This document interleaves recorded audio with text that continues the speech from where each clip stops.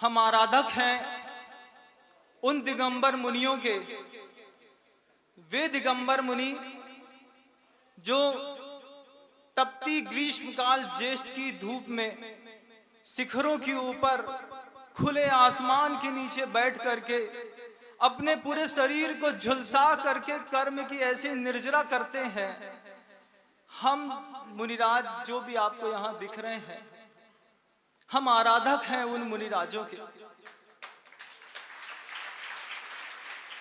अंदर जैसे कभी शीतकाल में बहुत ठंड पड़ रही हो और अचानक कोई आपको शरीर पर ठंडा पानी या बर्फ डाल दे, तो जिस तरीके से शरीर पे रोमांच निकलते हैं, एक एक रोम खड़ा हो जाता है।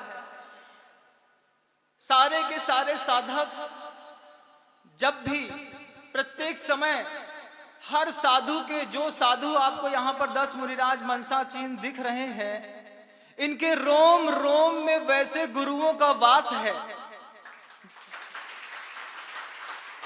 हम आराधक हैं। गुरुदेव ने हिंदी में इन्हीं संस्कृत की पंक्तियों की हिंदी में पद्यानुवाद किया और गुरुदेव उसको कहते हैं, ग्रीष्म काल में आग बरसती गिरी शिखरों पर रहते हैं, वर्षा ऋतु में कठिन परीक्षह तरुतल रहकर सहते हैं।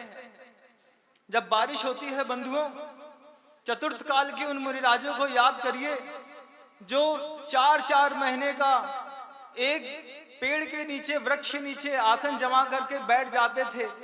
आषाढ़ शुक्ला 14 के दिन स्थापना करते थे अपने चातुर्मास की, और एक बार ध्यानस्थ होकर के बैठे तो जब तक कार्तिक कृष्ण अमावस्या की वह पूर्णिमा अमावस नहीं आती थी, तब तक उनकी ध्यान दृष्टि भी नष्ट नहीं होती थी। ऐसे मुनियों की हम आराधना करने वाले आराधक इस विदिशा नगर पर पधारे।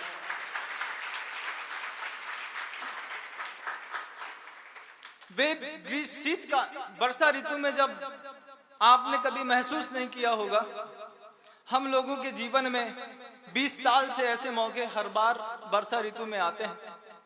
लोग कौतुक बसात पूछते हैं कि जीवन के कितने बसंत निकल गए, लेकिन जब हम लोगों के जीवन में 20 साल से हम देख रहे हैं जब बसंत आता है, उसके पहले की परिणति आपको बताते हैं कि कभी एक आध बार दिन में ठंडे पानी से नहा लीजिए बारिश में, अच्छा लगता है।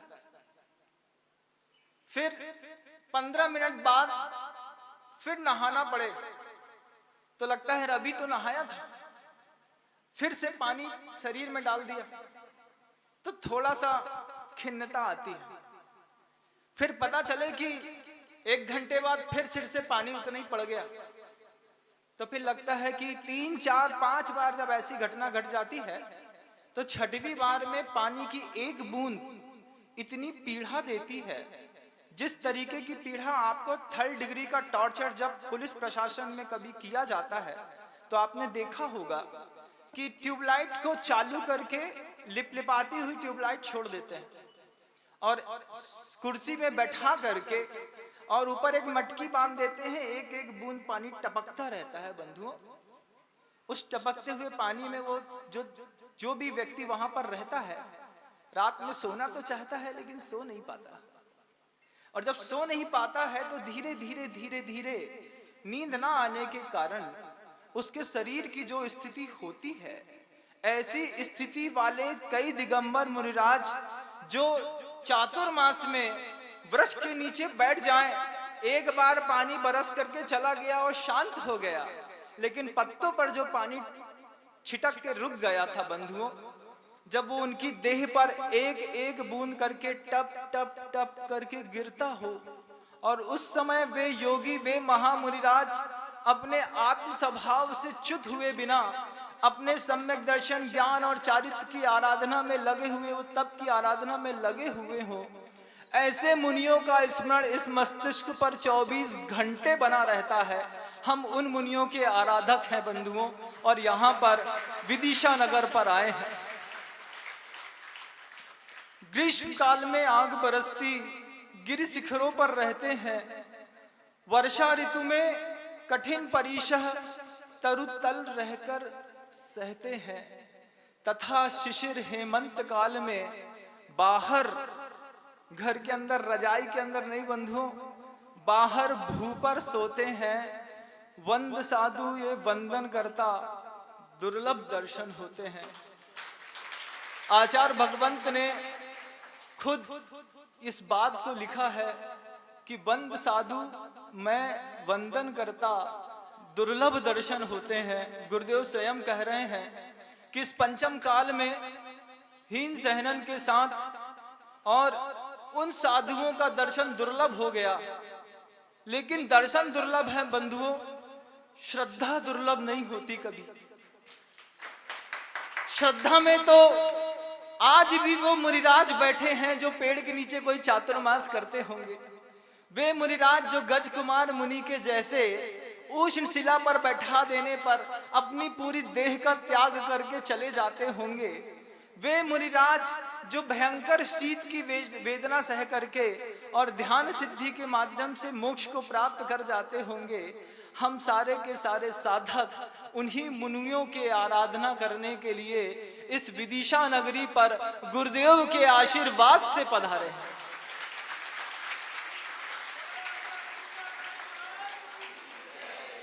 जब मैं निकला तो गुरुदेव ने कहा कि आपको विदिशा की ओर जाना है, और अब कहाँ जाना है ये तो बड़े महाराज श्री जानते हैं। उनकी और गुरुदेव की चर्चा होती रहती है।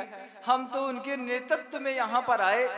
लेकिन इस बात को ध्यान रखिएगा, जब 22 जून को नेमावर से बिहार हुआ, बहुत उग्र उष्ण वातावरण था। धरती में पैर रखो तो अंदर ऐसा चटका मार रहा था, जैसे गरम तवा पर जब आप पानी छिटकते हैं तो आवाज आती है, ऐसी आवाज इस अंतर मन से आ रही थी। बस एक चीज देखी कि गुरुदेव इतनी उष्ण धरती में भी अपनी निराकुल और शांत हृदय और वातावरण बनाते हुए जा रहे हैं। हम उनके पीछे हो लिए। जब तक गुरुदेव साथ में थे तो ये चीज लगती है हमेशा कि अरे आचार्य श्री जी सह रहे हैं तो हम भी सह लेंगे, कोई फर्क नहीं पड़ता। जब 75 साल के साधु और आचार्य परमिष्ठी साथ में चल रहे हैं तो क्या गर्मी, क्या ठंडी, क्या बरसात। लेकिन उसके बाद जब गुरुदेव का वियोग हो गया, जब गुरुदेव को हम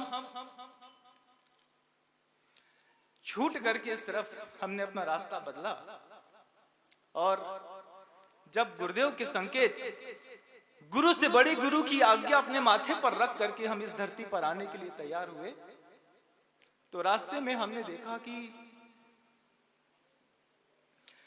पूरी रोड खराब, कंकड़ पत्थर इतने भयंकर कि देखते बनते थे।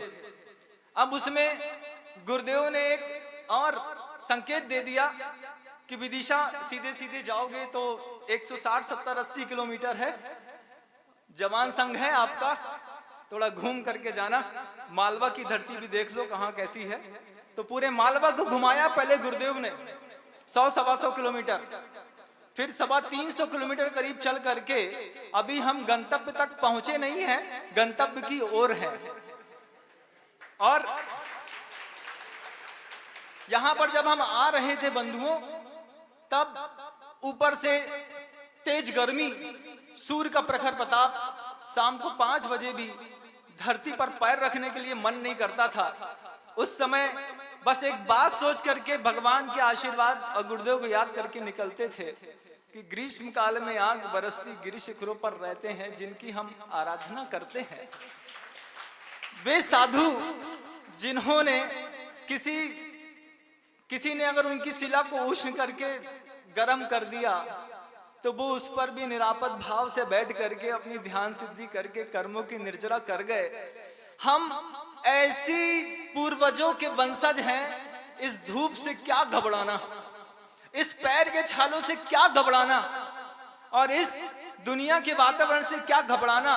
और उन गुरुओं की साहस रखते, उन गुरुओं का अपनी मस्तिष्क में हमेशा स्मृति और ध्यान रखते हुए इस संघ को चुपचाप निराबाद, किसी एक साधु ने कभी, आपको आश्चर्य होगा, कि 300 किलोमीटर के बिहार में कभी किसी ने अपने पैर में घी तेल तक नहीं लगवाया।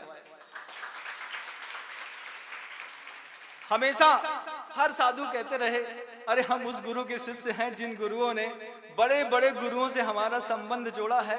अभी तो 300 किलोमीटर है, जब छलछला के रक्त बाहर निकल आएगा तब देखेंगे कि क्या होता है।